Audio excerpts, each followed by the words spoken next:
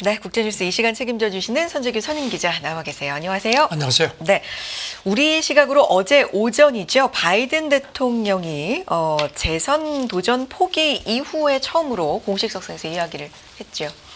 자기가 재선 포기, 도전을 포기한 데 대한 그런 설명을 했습니다. 네. 이렇게 얘기를 했습니다. 새 세대의 횃불을 넘기는 거예요. 그게 전진을 위한 최선의 길이라고 판단했다. 네. 그게 그렇게 해야지만 민주주의를 지키면 나라를 통합하는 걸로 본다고 했고요.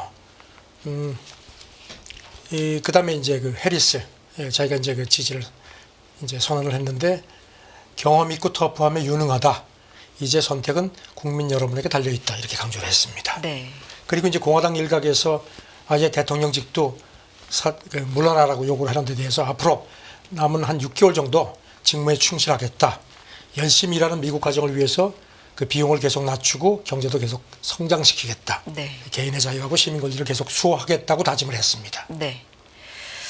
트럼프 전 대통령은 또 유세에서 해리스 이제 후보로 유력한 이 부통령에 대해서 굉장히 좀 강한 얘기를 했네요.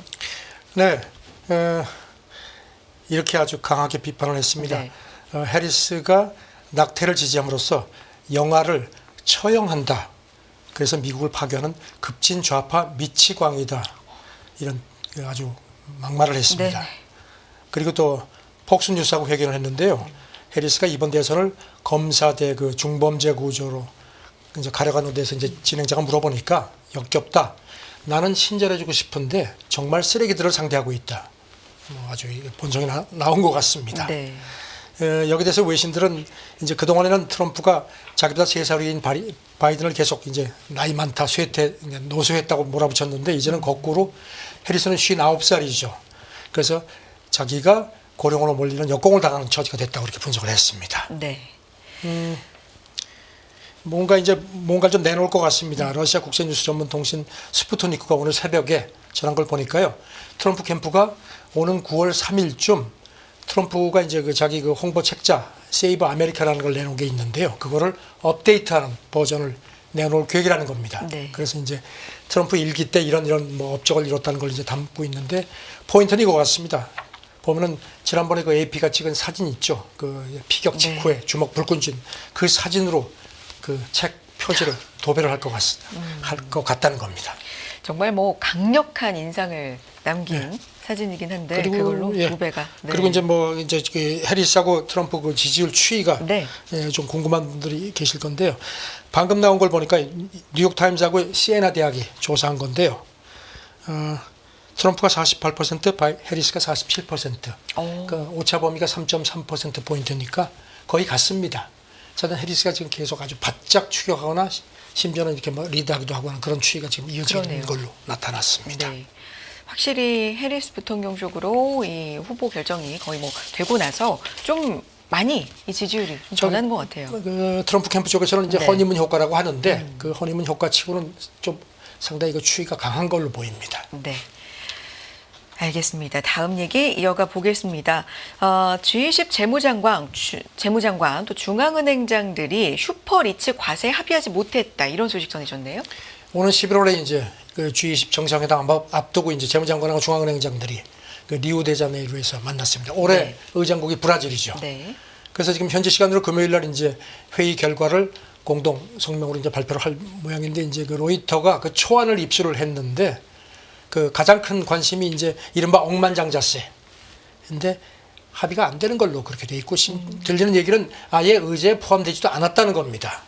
지금 의장국인 브라질도 그렇고 내년 의장국이 남아공인데 거기 포함하고 그다음에 프랑스, 스페인, 콜롬비아, 벨기에 같은 데가 이제 이런 거를 최소 2%를 이제 슈퍼리치들한테 과세를 하자는 걸 지지하는 반면에 이제 특히 미국 옐런 재무장관은 앞서도 그렇지만 계속 반대하는 입장입니다. 이번에도 기자들한테 네.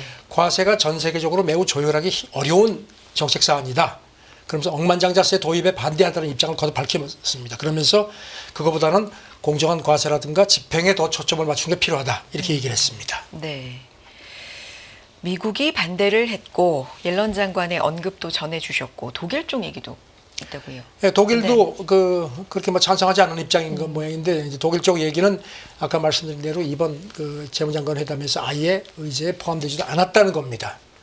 자, 저는 그 룰라 그 브라질 대통령은 지난달 14일인가 G7 정상회담 초청됐을 때도 이 글로벌 부유세 부과 필요성을 역설을 했었습니다.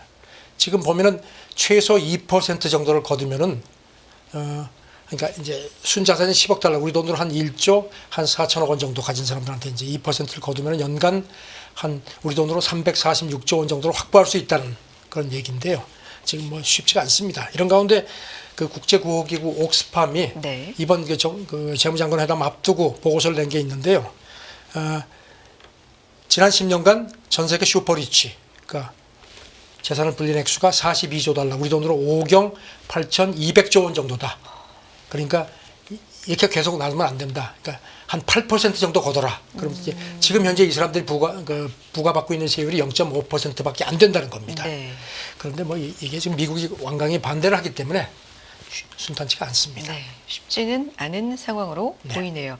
그런 가운데 제닛 옐런 장관의 회견 얘기 좀 해보겠습니다. 간밤에도 2분기 미국의 GDP 속보치가 발표가 됐는데 2.8% 성장이고요. 예상치를 굉장히 굉장히 크게 웃돌았죠. 웃돌았습니다. 인플레도 조금 네. 주춤한 걸로 되어 있고요. 연착륙 얘기를 했다고요? 예, 그 옐런 장관이 회견하면서 네. 그 자꾸 뭐 지금 트럼프 쪽에서 이제 그 바이드노믹스의 실패를 부각시킨 걸 이제 의식을 한 것 같습니다.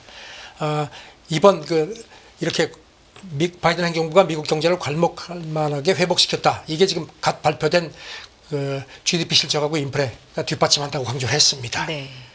그러면서 미국이 이렇게 리더십이 계속해서 전 세계하고 미국의 가정하고 기업에 좋은 결과를 가져올 거다 강조를 했습니다. 네. 그리고 또 바이든 행정부 출범하고 나서 미국 사람들의 일자리도 한 1,570만 개 정도가 늘어났다는 점도 강조를 했습니다. 어제 그러니까 발표된 그 지표에 대해서 굉장히 좀 자신감, 그리고 자랑 아까 뭐 뭐 이런 2만 거네요. 파운드 네.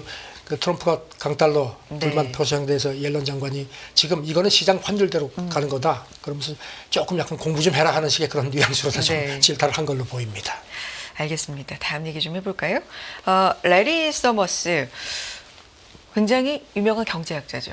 네. 공화당 오바마 때 재무장관 지냈고 그리고 한때는 연준 의장 그렇죠. 이름도 오르락내리락 했죠. 근데 이제 바이든 대통령이 취임하고 나서 이제 뭐 이렇게 막 푸는 이제 경기 부양하는 것에 대해서는 인플레 가져온다고 강하게 비판도 했죠. 네. 그런데 공화당 경제 정책의 위험성을 또 강력히 경고했다고. 네, 인터뷰한 게 그저께 공개가 되었습니다. 그러면서 공화당이 국방 지출, 그다음에 세금 감면 같은 오로지 그저 적자를 늘리는 좋지만 얘기하지 적자를 통제하기 위한 어떤 그런 방안도 내놓지 않는다 이렇게 비판을 했습니다. 그러면서 이런 식으로 하면은 통화 정책이 망쳐지고 국가가 미국이 채권을 발행하기도 어려워진다 얘기를 했습니다. 그리고 여기다가 이제 자칫 리즈 트러스트 모멘트로 몰아갈 수도 있다. 이게 뭔가 하면은 그 영국 총리 2022년 가을에 그 대규모 감세안 발표하고 나서 엉망됐죠. 그래가지고 취임한 지 44일 만에 사퇴했는데 네네. 그런 사태가 올 수 있다는 그런 경고를 했습니다. 네.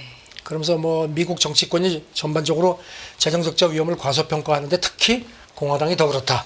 그리고 민주당은 적어도 불이 탈 때 휘발유를 붓질 않는다. 그것도 민주당을 슬그머니 좀 이렇게 좀 네네. 부추겼습니다. 그러면서 이게 작은 것 같지만 큰 차이다.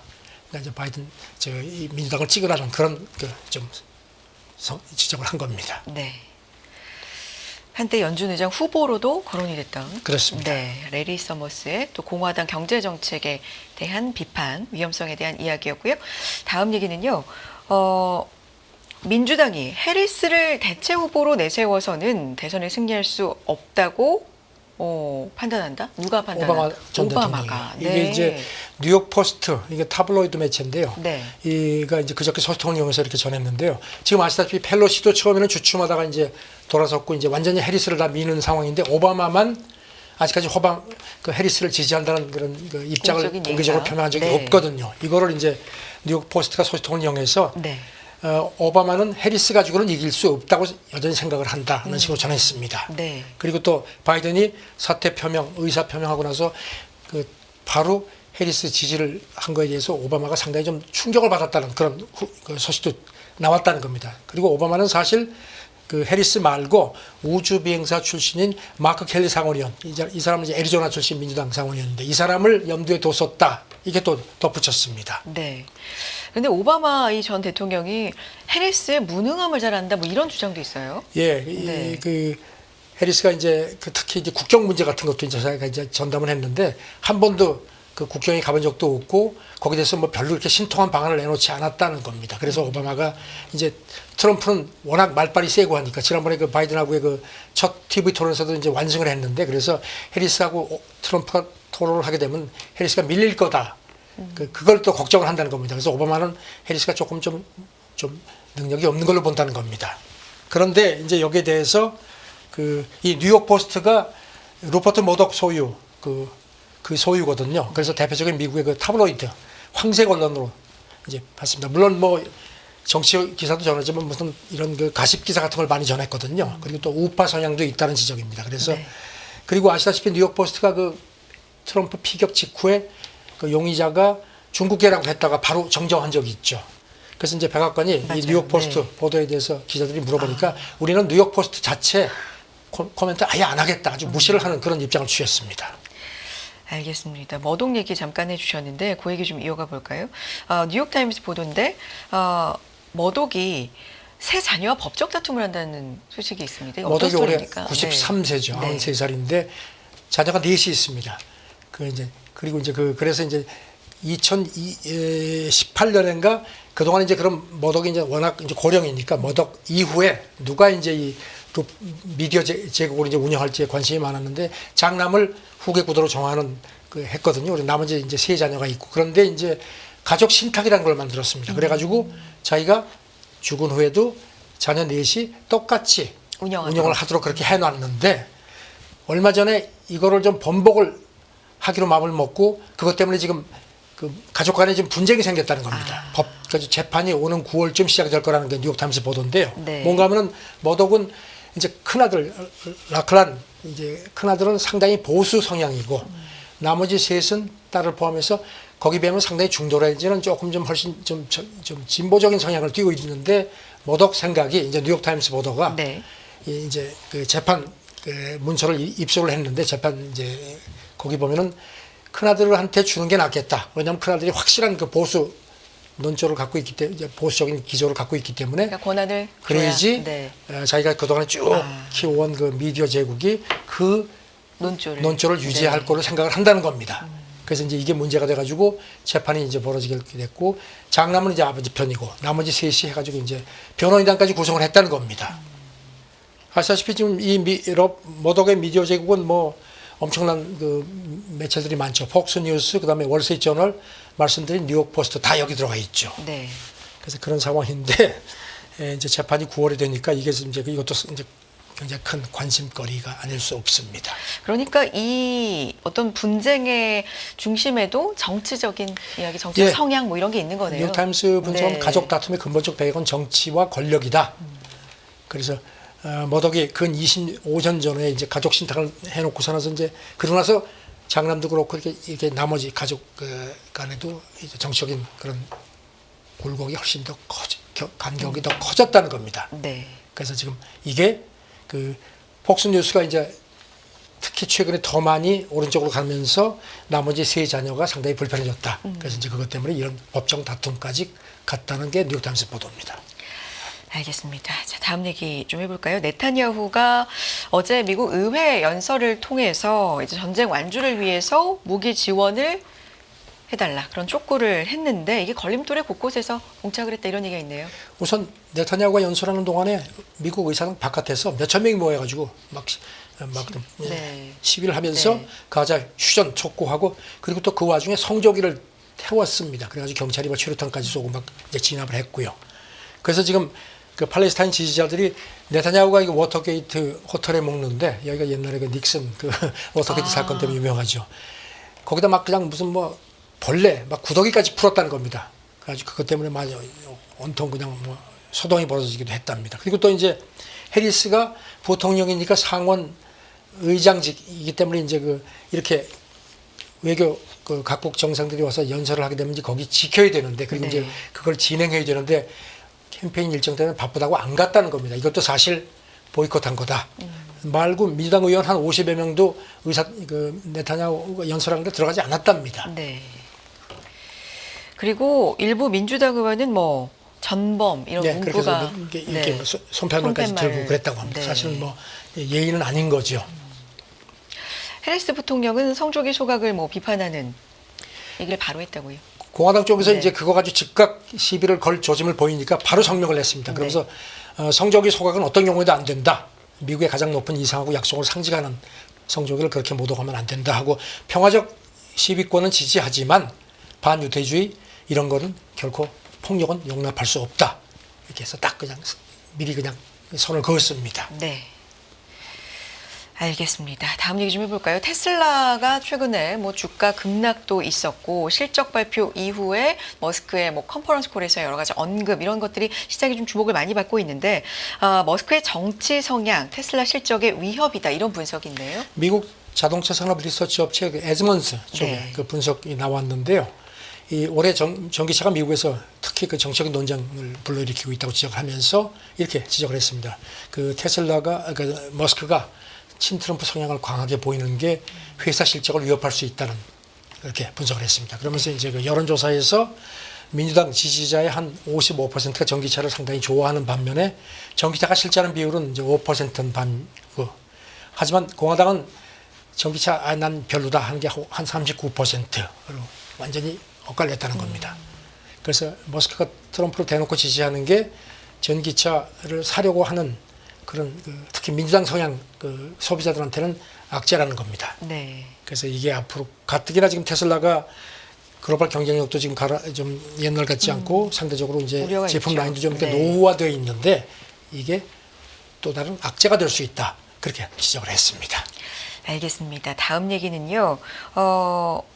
조총련 핵심 간부 5년 사이 첫 방북이다. 이런 얘기가 있고요. 일본의 제재가 유명무실해질 수 있다. 이런 어디서 나온 얘기입니까? 그 기시다 총리가 지금 네. 계속 뭐 북한에서는 뭐 담담한데도 계속 이렇게 입질을 하고 있죠. 그런 거 관련해서 그런지 산케이가 어제 보도를 했는데요. 네. 산케이는 아시다시피 좀 보수논 네네. 쪽이죠. 조총영 재정위원장이